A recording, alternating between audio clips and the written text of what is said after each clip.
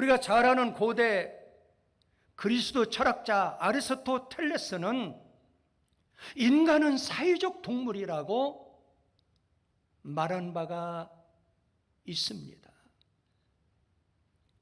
한문으로 사람인 자는 두 사람이 서로 기대고 있는 모양을 본뜬 사형 문자입니다. 그러므로 인간이라는 것은 공동체로 이루어 살아가는 사회적 존재임을 우리는 사람인 자를 통해서도 쉽게 알 수가 있습니다. 그럼 인간에게 자유라고 하는 것은 개인은 원하는 대로 살아갈 자유가 있지만은 사회의 영역에서는 공동체 생활을 하기 때문에 완전히 자유로울 수가 없습니다. 인류 역사를 볼 때 자유라고 하는 그 개념은 국가의 권력과 구성원들 간의 갈등에서 생겨났습니다. 신학시대의 최고의 신학자였고 권위자였던 바울 사도는 이 자유가 누구한테로부터 왔냐? 자유를 주신 분이 누구냐 그 말이에요. 그분은 예수 그리스도라고 성경에서 기록하고 있어요. 믿으시면 아멘. 여러분 성경 갈라디아서 5장 1절에 보니까 그리스도께서 우리를 자유롭게 하려고, 그 다음에 읽어 시작. 자유를 주셨으니. 누가 자유를 줬다는 거예요? 예수님께서 자유를 주었다는 사실이에요. 그러니까 사도 바울은 이 자유를 그리스도 예수님이 주셨는데, 이 자유는 영혼의 자유를 누리지 못한 이스라엘 백성들을 위한 근심이 가득 차 있다는 거예요. 여러분과 저는 예수를 믿음으로 구원함을 얻고 죄악에서 사망의 음침한 골짜기에서 이미 자유함을 얻은 줄 믿습니다. 누구 이름으로? 예수 이름으로. 그러나 한 피 받은 내 동포, 내 형제 이스라엘 백성들이 그 자유함을 얻지 못하기 때문에 마음에 근심이 생겼다는 거예요. 그 말씀이 로마서 9장 1절 2절에 보니까 내가 그리스도 안에서 참말을 하고 거짓말을 아니하노라. 나에게 큰 근심이 있는 것과 마음에 있는 것과 마음에 그치지 않는 고통이 있는 것을 내 양심이 성령 안에서 나와 더불어 증언한다 그랬어요. 이 말씀은 사도 바울은 이방인들의 사도였지만은 자기 동족 이스라엘 백성들에 대한 구원의 문제를 심각하게 생각하면서 나의 백성들이 예수를 믿지 않고 부정하고 있으니 이스라엘 백성들, 나의 조국의 백성들은 언제나 구원받을 것인가?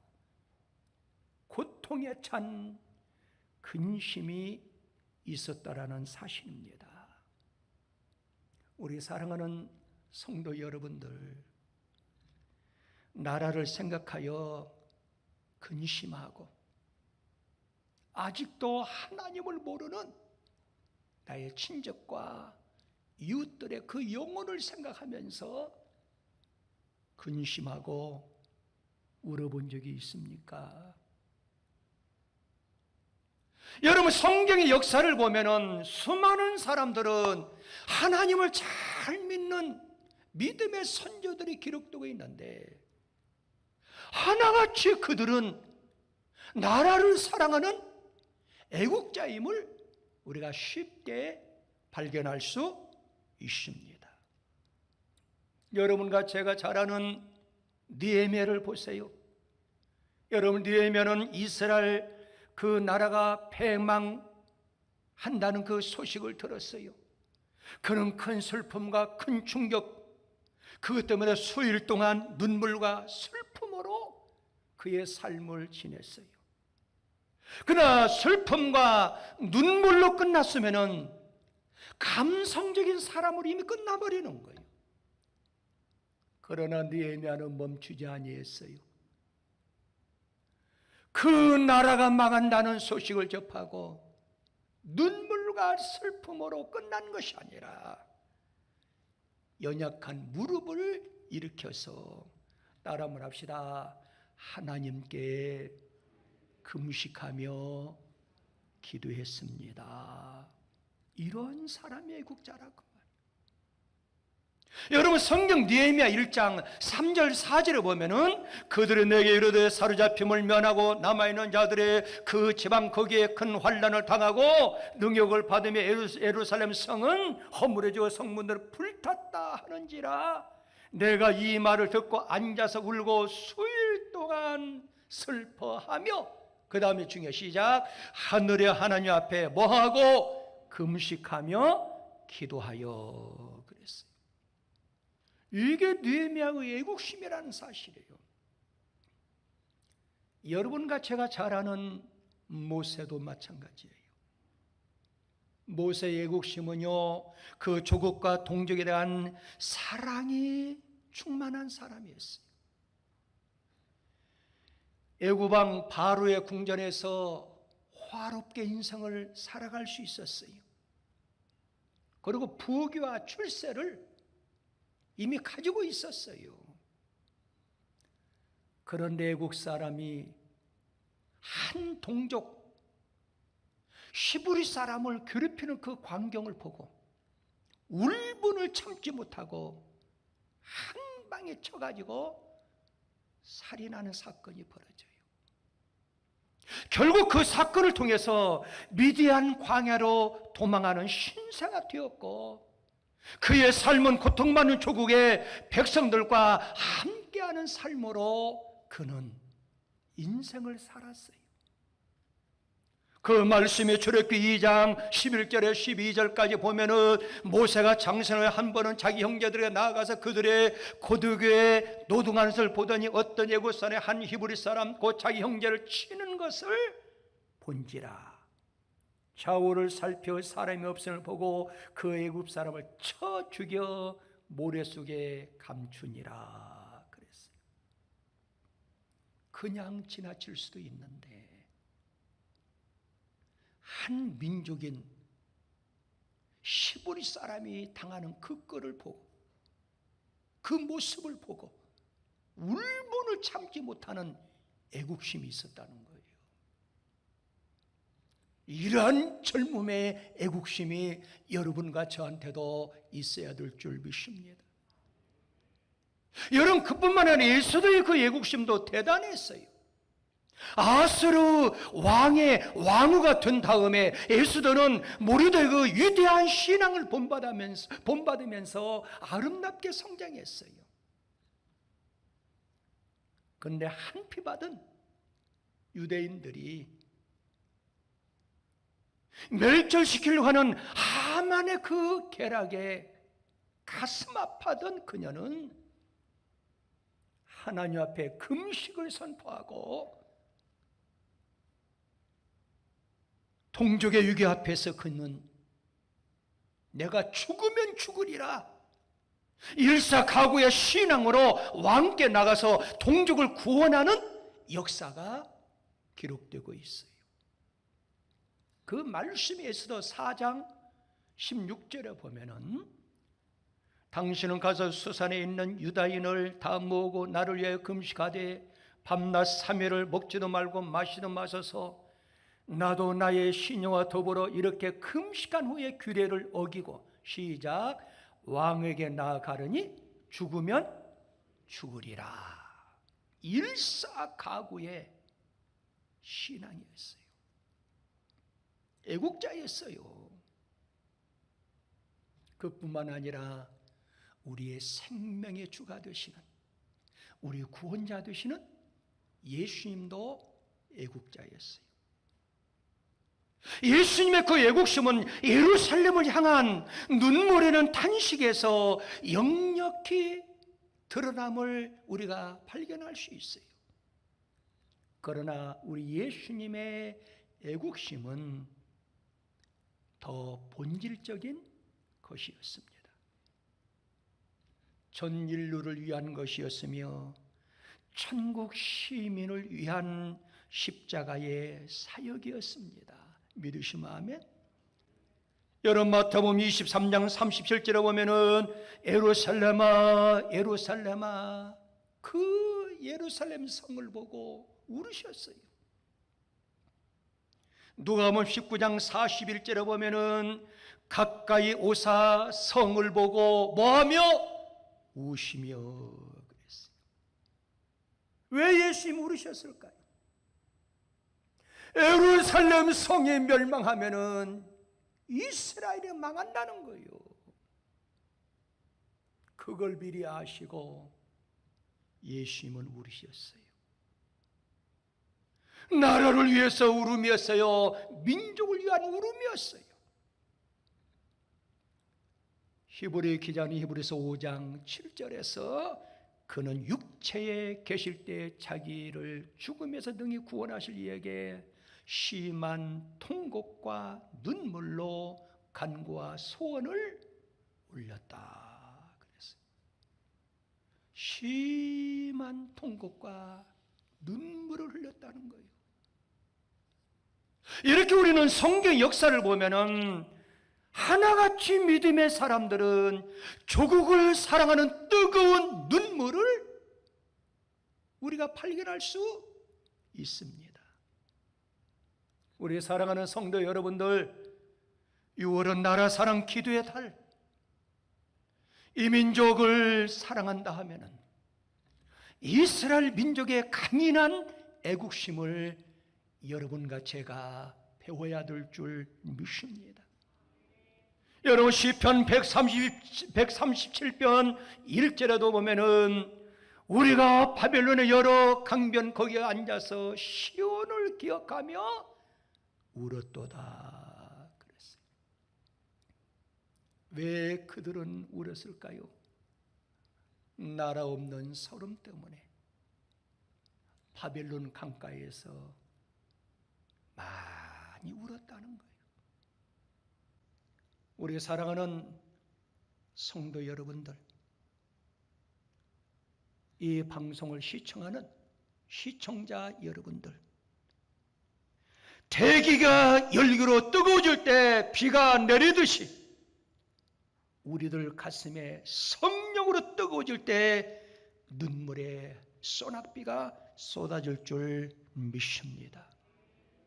여러분과 제가 진정으로 나라를 사랑한다면 이 백성들이 지은 죄를 가슴에 안고 살아계신 하나님 앞에 나와서 우리가 눈물로 회개 운동을 해야 될 줄 믿습니다. 하나님께서 소돔성을 엎으시고 하나님이 심판하시고 하나님이 진노할 때 한 사람 롯을 살려주었어요. 롯이 살아나는 역사는 무엇이었습니까? 거기 성경에 보면은 아브라함을 보시고 롯을 살려줬다고 했어요. 여러분과 제가 민족의 죄악상을, 이 백성의 죄악상을 가슴에 안고 하나님 앞에 기도하고 회개하면은 하나님이 이 민족을 기억해 주시고 이 민족을 회복시켜 주시고 이 민족을 치유해 주시고 반드시 하나님이 이 민족을 축복해 주실 줄 믿습니다. 이스라엘 민족은 바벨론 강가에서 자기들의 잘못을 깨닫고 하나님만이 참 하나님이고 하나님께 찾아와서 회개하는 기회로 그들은 삼았습니다. 예레미야 10장 10절에 보면 오직 여호와는 참 하나님이시오 살아계신 하나님이시오 영원한 왕이시라 하나님을 찾았다고 말이에요. 그 예레미야 10장 24절에 보면은 여호와여 나를 징계하옵시되 너그레이 하시고 진노로 하지 마옵소서. 주께서 내가 없어지게 하실까 두려워하나이다. 그들은 하나님 앞에 나와서 하나님의 이름을 부르며 회개하기 시작했어요. 무슨 죄를 범했다 하더라도 하나님을 찾고 하나님 앞에 회개하는 것만이 진정으로 하나님께서 그를 사랑해 주시고 진정한 나라를 구원하는 길인 줄 믿으시기 바랍니다. 나라가 어려워지고 나라가 망하는 것은 원수 때문이 아니에요. 그것은 죄가 관영할 때 그 죄값으로 민족이 나라가 어려움을 당하는 것이지, 백성들이 죄가 없는데 이웃나라가 전쟁을 일으켜서 어려움을 주는 역사는 성경에서 한번 찾아볼 수가 없어요. 그러므로 여러분들 지금 나라가 어렵다고 아우성을 칩니다. 청년들이 취직자리가 없어가지고 갈 곳을 못 찾아서 헤매고 있는 시대입니다. 오늘 이 시대에 이런 어려움이 어디에서 왔을까요? 원수들이 갖다 주었을까요? 아니에요.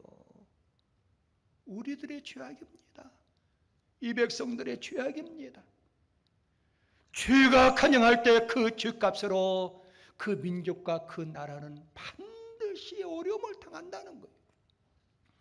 여러분 성경 잠언 17장 34절에 보면은 공의는 나라를 영화롭게 하고 죄는 백성을 욕되게 한다 그 말이에요. 예레미야서 5장 1절에도 보면은 너희는 예루살렘 거리로 빨리 다니며 그 넓은 거리에서 찾아보고 알라. 너희가 만일 정의를 행하며 진리를 구하는 자를 한 사람이라 찾으면 내가 이 성읍을 용서하리라 그랬어요. 이 말씀은 회개하지 않으면은 어떤 나라든지 어떤 가정이든지 어떤 교회든지 망한다는 사실이에요. 여러분 성경을 보세요. 베드로는 예수님을 부인하는 엄청난 죄를 범했어요. 그러나 베드로가 회개함으로 인해서 다시금 믿음의 사도로 쓰임받는 위대한 인물이 되었어요. 우리가 잘 아는 가룟 유다는 죄를 범하고 회개하지 못함으로 인해서 그는 자살로 삶을 마감했습니다. 그러므로 여러분과 제가 오늘 현충일을 맞이해서 진정한 크리스찬이라 하면은 예수 믿는 사람한테는 국경은 없지만은 조국은 있습니다. 믿으시면 아멘. 이 조국의 이 백성들의 죄악을 가슴에 안고 눈물 흘리며 여러분과 제가 애국심을 가지고 기도해야 될 줄 믿습니다. 여러분 오늘 성경 본문에서도 사도 바울의 애국심이 나타나 있어요. 오늘 본문 로마서 9장 3절에 보면은 나의 형제 곧 굴룩의 친척을 위하여 내 자신이 저주를 받아 그리스도에게서 끊어질지라도 원하는 바로라 그랬어요. 마치 주의 결전을 벌이는 장군처럼 하나님 앞에 기도하는 모습이 그렇게 대범하고 용감하고 얼마나 아름답습니까? 여러분 바울뿐만 아니었어요. 모세도 마찬가지였어요. 여러분 출애굽기 32장 32절에 보면은 그러나 이제 그들의 죄를 사하시옵소서. 그렇지 아니하시면은 원하건대 주께서 기록하신 책에서 내 이름을 지워 버려 주옵소서 그랬어요. 그러니까 모세를 통해서도 민족적 애국심을 우리가 쉽게 발견할 수 있습니다. 이러한 애국심은 결코 정치적 애국심이나 편협된 민족주의에서 발흥하는 애국심이 아니라는 사실이에요. 그리스도인의 애국심은 모든 동족이 그리스도께 예수께 돌아와서 죽음에서 생명으로 옮겨지는 역사를 바라는 소망이라는 사실입니다. 이런 애국심을 간직해야 돼요. 크리스찬의 애국심은요, 자기 동족에게 어느 때는 오해도 받아요, 핍박도 받고요, 멸시도 당하고요, 그 동족한테 환난도 당하고 고통도 당하고 어려움도 당할 수 있어요. 그러나 그걸 잘 참고 견디면서도 변하지 않는 그 마음, 그게 크리스찬의 애국심이라는 거예요. 바울의 삶을 가만히 보세요. 바울은 여러분들이요, 그 동족들을 사랑했지만은 외국으로 말씀을 전하기 위해서 다니는데 거기까지 따라와서 바울 사도의 사역을 동포들이 막았어요. 막았을 뿐만 아니라 한피받은 그 동포들이 고통을 주고 시련을 주고 얼마나 어려움을 줬는지 몰라요.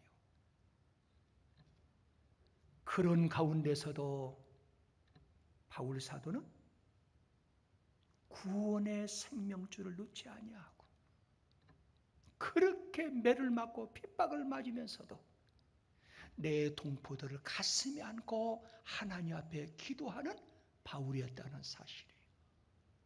바울의 고난의 역사를 간단히 한번 볼까요? 여러분 성경 고린도후서 11장 24절 25절에 보면 이렇게 나와 있어요. 유대인들에게 40에서 하나 감한 배를 5번 맞았으며 3번 태장으로 맞고 1번 돌로 맞고 3번 파선하고 주야를 깊은 바다에서 지냈으며 그랬어요. 그런데 사도 바울은 그렇게도 한피받은 동포한테 그 민족, 그 조국, 그 유대인들에게 매를 맞고 그렇게 위험을 당했어도 거기에 개의치 아니하고 그들이 돌이켜 예수 앞에 돌아오기를 원하고 바랐고 소원했다라는 사실이에요. 내가 저주를 받아 그리스도에게서 끊어진다 되어도 끊어지는 한이 있어도 내 동족이 구원함을 받을 수만 있다면 내가 저주를 받는 거 이건 문제가 아니라는 거예요. 이것은 큰 희생이요 큰 각오와 큰 결단이라고 얘기할 수 있습니다. 우리 사랑하는 성도 여러분들, 우리의 형제 권력의 친척들을 위해서, 이웃을 위해서, 지인들을 위해서 얼마나 희생을 하셨습니까? 우리 주변 형제들이 모두 다 구원을 받는다고 하면은 나는 어찌 되어도 좋다는 과거로 전도를 해보셨습니까? 헌신을 해보셨습니까? 봉사를 해보셨습니까? 과연 여러분들의 소원은 무엇입니까? 오늘 본문에 위대한 바울 사도의 그 소원이 여러분과 저의 소원이 되어서 이 나라가 영광스러운 자유 대한민국이 될 수 있도록 예수 이름으로 축복합니다.